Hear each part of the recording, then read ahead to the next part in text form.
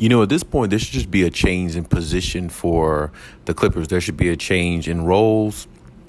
And I just think the Clippers need to change some things up as a team, in order to see success. Now, before I go into that, tonight they do have a game against the Dallas Mavericks, their playoff rival. Luka versus the Clippers is always a good matchup. Luka versus Kawhi, is always a good matchup, however you want to look at it. But they do have a rather tough, I would say, outing in tonight's game, going against the Mavericks. So, the lineups, the scoring off the bench, all that you're going to need against Luka and his team, due to the fact that they play you guys really well. They play the Clippers very well every time they play them. And Luka always has a field day against the Clippers, just like he does pretty much against any other team, because Luka's just pretty much unstoppable. He's too big. He is slow, but he's such a load weight-wise, and he wears his opponents down, just by, putting his weight on them, backing them down, getting them in the post, things like that. And like I said, he can get in your head, too, because of his skill set also. So he definitely gives the Clippers problems, but in the same breath, the Clippers give him problems because they eliminate him every time they play him in the playoffs. The 2 times they played in the playoffs where Luka's had the advantage, one of the times, if not both, the Clippers found a way to prevail because they have Kawhi Leonard and the Dallas Mavericks don't. And that's pretty much where it stands. But, going into a game like tonight, I think that, of course, tonight won't be any changes made or anything, but but their schedule down the stretch here, or these next 5 or 6 games, is going to be some challenges there. They got the Spurs again. The Spurs gave them a good run the first time. They got the Denver Nuggets coming up. They got the Warriors. They got some good teams, you know what I'm saying? They got Dallas Mavericks. They got the Dallas Mavericks, right now specifically. So they got a few games in their stretch here that they can, find themselves playing some teams that give them trouble and give them trouble in regards to matchups. So the change that I think that needs to be made with the Clippers, for one, I definitely believe that they need to change the point guard position. I like Reggie Jackson. I really do.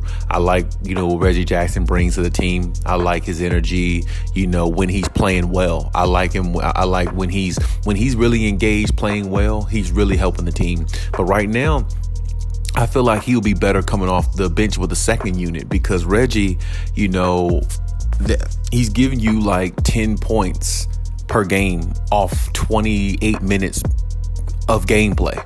Whereas you got John Wall giving you 22 minutes of gameplay, and he's giving you 12 points. John Wall's giving you 5 assists.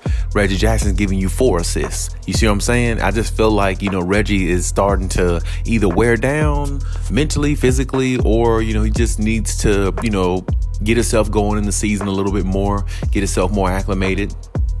Get his feet wet a little bit more in the season. Maybe he's just not, at his peak right now. I'm not sure. But at this point, if the Clippers want to continue to be, a team that is ascending, I think they need to make some changes. And I feel like now John Wall is not playing tonight against the Mavericks. He's out load managing, basically. But regardless, whenever he's out there, whenever he's playing, I feel like he should be the starting point guard for the team, because he can give them a spark, and he still got the fresh legs. He still got, the quickness that he used to have. He still, has that same mentality. Plays downhill basketball, can push the pace. He can change the pace of a game, and if his jump shot is falling the way it has been, some games that I've looked at, then it's no doubt he should be starting for this team. And I definitely think Ty Lue will make the adjustment. I just think he's not ready to pull the plug on Reggie Jackson just yet, because, of course, he believes in Reggie Jackson. Reggie led this team last year as the point guard, and, made all the decisions, and, he did fairly well. I mean, they made the play-in tournament. They almost actually made the playoffs the way they were playing, especially down the stretch of the season. And honestly, I feel like when they took their foot off the gas at the later part of the season, that's when they put themselves in position to make the play-in tournament, whereas they were in position at one point last season to make the playoffs, actually get that 6th seed. So, and the fact that they had beat Denver last year, one of those games where they came back from 25 plus points, that gave them the advantage, right there. And they ended up losing to Denver later on in the season, but still, they kind of took their foot off the gas. Ty Lue rested some players. Reggie was one of the players he rested last year, which I thought was really a bad idea because the momentum swing from that team went somewhere else. I mean, their momentum wasn't there once, he took them out for a game and they lost that momentum. They tried to come back a couple games later and reinsert some of the starters in the game, or the starters for the team, and they just never really recovered. They kind of went the 3 or 4 game losing streak, and the rest was history from there. Went to the playing tournament, and they didn't go any further than that. But my point is, in saying all that, Reggie has shown has done a lot of good things, for the Clippers, and shown that he could really be that number 3 guy for them if they need him to be. And as I said, right now, honestly, they need more solid point guard play. And John Wall, in less minutes, is giving them more points and more assists. And he's shooting just about the same, or if not higher, field goal percentage from the field. So, I mean, when you look at that in its entirety, John Wall really should be the starter in regards to the point guard position, because he's getting the most out of the team with less time, less minutes, and better production. And that's really enough said for that. Now, me personally, another thing I feel like they need to really boggle down on is being more aggressive. And I think Ty Lue is not preaching this enough, because I'm just not seeing it. This team is going out there shooting threes like they got the Splash Brothers on their roster, and that's not what they should be doing to me. The Clippers are a good shooting team, a good 3-point shooting team, don't get me wrong, they are. But at the same time, I don't look at the Clippers as a 3-point juggernaut. I look at them more as a variation or a mixture of everything. They got shooters, they got just plain out scorers, they got, anything you can think of, what I'm saying? But they should be more versatile with their offense. And I feel like Ty Lue is not sending the right message to the team, because what I've seen so far this season, they're just make and take threes all game long, and they live and die by that. That's the reason why they're 8-6, rather than 10-4 or something like that. You see what I'm saying? So it's to me, they're sacrificing some games and some losses by, settling for threes rather than being more aggressive and putting their foot down in games where, they can, keep their foot on the gas if they got a 10-15 point lead, and sustain that, throughout some of these games where they can rest PG also, what I'm saying? Because as much as, a lot of people are talking about Kawhi Leonard with the load managing and the knee and all this other stuff, really they need to load manage Paul George some too, because Paul George is injury prone also. And, we saw what happened to Paul George last year. He played 40 plus games, then all of a sudden, he goes out with a UCL injury, you know what I'm saying? So he's injury prone as well. So I think they should be load managing, Paul George some too, because you're definitely going to need him to win a championship. Also, he's definitely a big part of the ingredient, to win a championship. And, he's definitely the second star player on that team. So his services are very well needed, you know what I'm saying, especially. So I feel like they should be trying to find room and things like that for Paul George to get some rest as well too. So, and maybe load manage him some, because you don't want to wear Paul George out to where he has nothing left when the playoff times come. And I've seen that happen to Paul George several times. He goes all out in the regular season playing all this great basketball and looking like an MVP caliber type player throughout the season. And, then in the playoffs, he looks like he shouldn't have even been in the MVP conversation. I've seen that happen to Paul George a few seasons out of his career. So, and one of the last seasons I saw that really was with OKC, honestly. So, and before he came to the Clippers, and he had that implosion in the bubble where he just didn't even show up at all. You see, and that's another situation. And that's what I'm saying. They might want to rest Paul George some too, so he can get, rest throughout the season and be healthy as possible down the stretch going into the playoffs as well. So, I mean, because when you look at a lot of these games with the Clippers, the first 14 games you've seen, a lot of these games, a lot of the teams they've played, honestly, Paul George, even though Kawhi wasn't there, the Clippers have a good enough roster to beat some of these teams without Paul George services as well. So, I mean, there should be some games where Paul George, maybe he doesn't sit out, or even when Kawhi is there, maybe they don't actually sit out a whole game. But I mean, maybe they should be more resting in the late third, fourth quarter of some of these games, because some of these games, that I'd say Paul George mainly played, was feasible for him to get more rest during the game, because they should be beating some of these teams by 20, 30 points, where Paul George can get more rest in the game. His usage rate doesn't have to be as high. And, you could save him for another day instead of using him all 4 quarters all the way to the end, against teams like Houston. I mean, there's no reason why playing a team like Houston last week, last week, I think, Paul George has hit a game-winning shot to win that game. There's no reason why that should be happening, because the Houston Rockets don't have a damn thing on there except Jalen Green.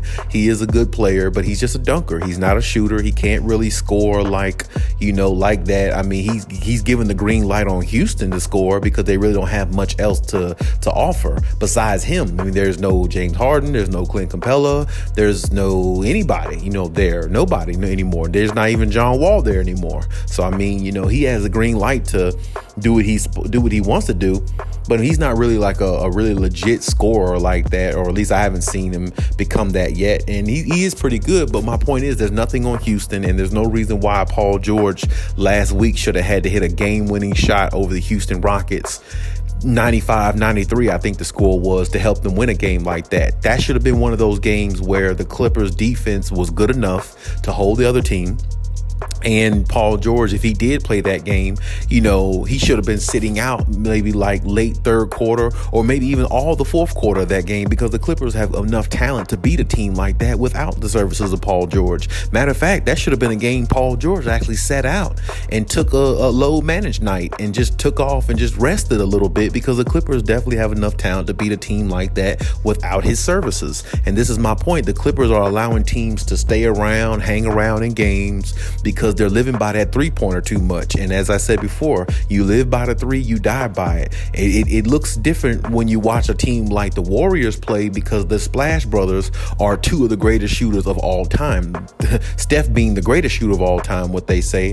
Arguably, Clay could be the 2nd or 3rd best shooter of all time when he's really right. So my point is, their situation's a little bit different than every other team. Every other team in the NBA doesn't have a Stephen Curry and Klay Thompson. They don't have a Splash Brothers. They don't have that. So they can live by the 3 and die by the 3, because they got superior shooters that don't miss when the time calls for it. And that's my point. The Clippers have shooters, but of course they don't have shooters like the Splash Brothers, like no other team does. So you shouldn't be living by the 3 as much as the Clippers do, just because they got so much talent around the board. The Clippers feel like they can just come back in games and flip a switch defensively and offensively, where they can just, get past teams. And that's not exactly how it's going to work. You have to still strategize. You still have to be on point with your decisions as a coach for the team, to have everybody in the right position to play at a high level. And to me, as I said before,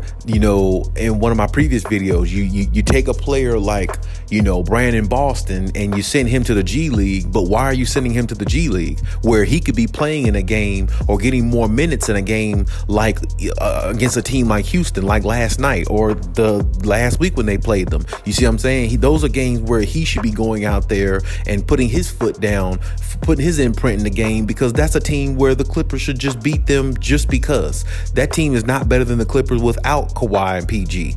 I mean, last year, the way the Clippers played without Kawhi and PG, I know they could beat a team like Houston without Kawhi or PG this year. So, those are games Paul George should be resting, Kawhi should be resting possibly, also John Wall. And, their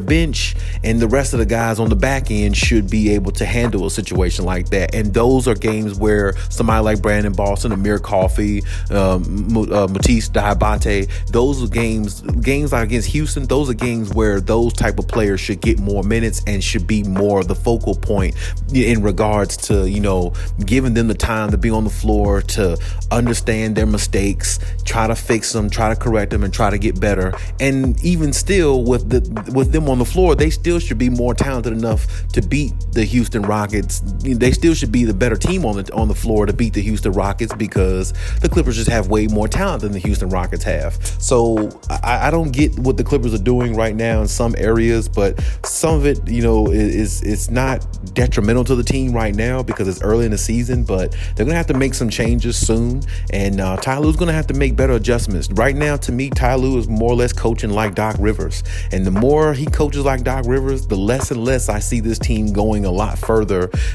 or going far in the playoffs like a lot of people think they will, unless Kawhi Leonard literally puts his team on his back the way he tried to do the first time a couple seasons ago and got his knee hurt in the Utah series. And it's the thing, they were down 0-2 every damn series that playoffs. And this is my problem. You're down 0-2 every series that playoffs because Ty Lue is not coaching the way he's supposed to. He's letting that team go out there and kind of play on their talent rather than play on a chemistry-based system that he has in place for these guys to play at a high level without using too much energy and killing themselves for no reason when they really shouldn't have to. Because honestly, I mean, Luka is a great player and all, but when they played Dallas in those 7-game series, it shouldn't have been that hard. They shouldn't have been down 0-2 against Dallas a couple seasons ago. It shouldn't have been that hard to beat Dallas. They didn't have anybody. They had a bunch of guys, Dorian Finney-Smith and Maxi Klebers and people like that. You shouldn't even be down 0-2 in a series against a team like that.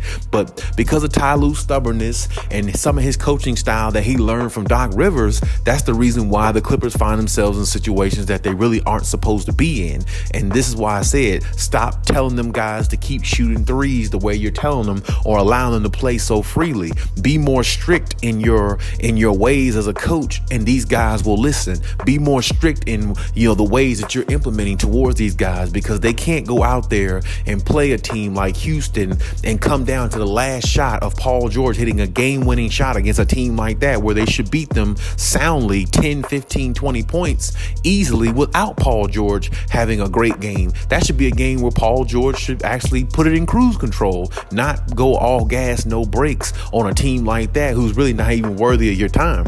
I mean, because you see when you play against better competition like the Nets or a team like that, you see what happened. You caught an L.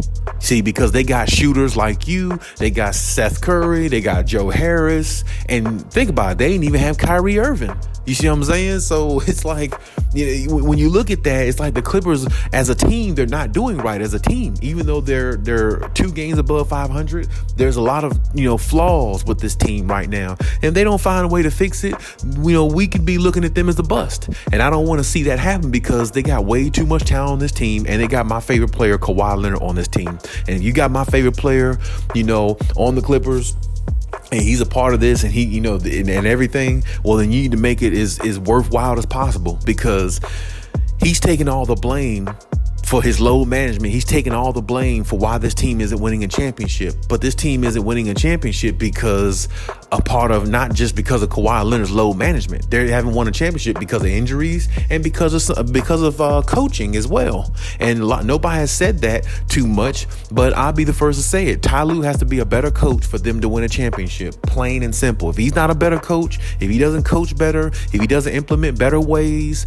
and a better system for every player that steps on that floor, and if he's not concise in his decisions of who's starting and what his lineups need to look like and who he can get the best out of and how to distribute that basketball amongst everybody on that floor, then they're not going to be the team that a lot of people think they can be. And that will be a problem, and that'll be a bust. And that's not what people want to see. Most people want to see this team at least make it to the finals or possibly make it to the finals. A lot of people don't, but still there's some who want to see this team make it to the finals and see where they can go. And the only way that's going to happen is if the coaching is intact, is if Kawhi Leonard's healthy, if he's intact, Paul George is intact, and everybody on that team, John Wall, the rest of everybody on that team is doing their part and getting the time that they need on the floor to build the chemistry they need to be the best team they could be going into the playoffs when it starts. And that's just the way it is. So hopefully all this, gets settled soon, but we'll have to see, and we'll see how it goes. We'll see how it turns out. But hey, that's my take on everything. Leave any comments in the comment section. Check out my other videos if you haven't. Please like, subscribe if you haven't done that as well. And hey, till next time.